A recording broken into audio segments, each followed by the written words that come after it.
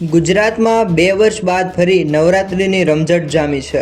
Party plot અને ક્લબ્સમાં લોકો ગરબે રમવા જાય છે ત્યારે એક મોટા સમાચાર અત્યારે સામે આવ્યા છે.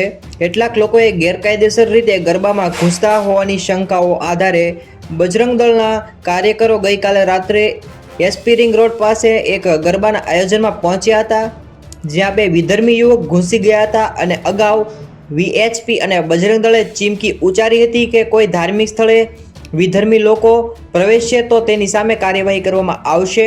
અને જ્યારે ગઈકાલે એવું જ બન્યું હતું, જેમણે 2 યુવકોને ગરબામાંથી બહાર કાઢવામાં આવ્યા હતા.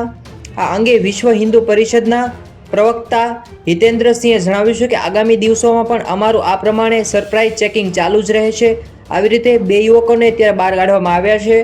હાલમાં ફોટોઝ વાયરલ થયા છે અને તમારા ગામ કે શહેરની અંદર અત્યારે કેવી નવરાત્રીનું આયોજન કરવામાં આવી રહ્યું છે જરૂરથી કોમેન્ટની અંદર જણાવો અને તમે ક્યાં ગામથી છો તે જરૂરથી લખજો.